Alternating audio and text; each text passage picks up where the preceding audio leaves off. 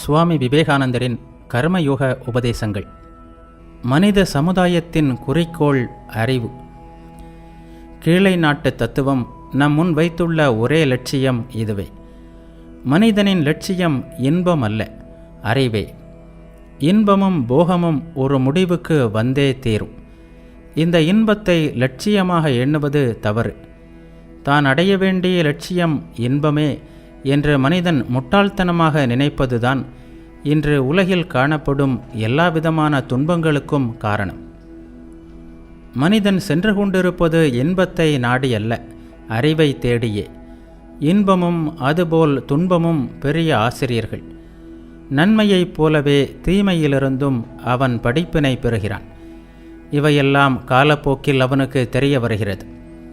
இன்பமும் துன்பமும் மனித மனத்தை கடந்து செல்லும்போது அவை அதன் மீது பல்வேறு அனுபவங்களை பதித்து செல்கின்றன. இந்த மொத்த பதிவுகளின் விளைவே குணம் என்று அழைக்கப்படுகிறது.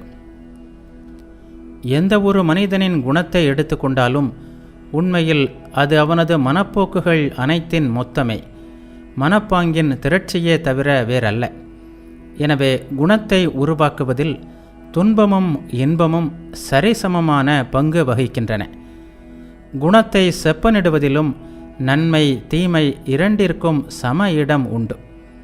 சில வேளைகளில் இன்பத்தை விட துன்பமே சிறந்த ஆசிரியராக அமைகிறது.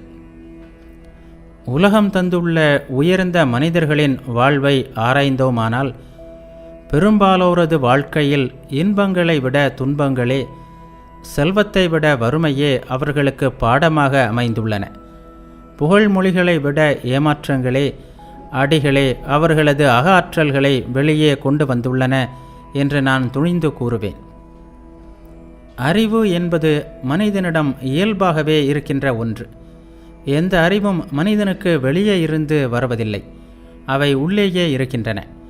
ஒரு மனிதன் அறிகிறான் என்பதை சரியான மனையியல் மொழியில் கண்டுபிடிக்கிறான் அல்லது திரையை விளக்குகிறான் என்று சொல்ல வேண்டும். அதுபோலவே ஒரு மனிதன் கற்கிறான் என்பது உண்மையில் அவன் எல்லையற்ற அறிவு சுரங்கமாகிய தன் சொந்த ஆன்மாவை மூடியிருக்கும் திரையை விலக்கி கண்டுபிடிப்பதையே குறிக்கும்.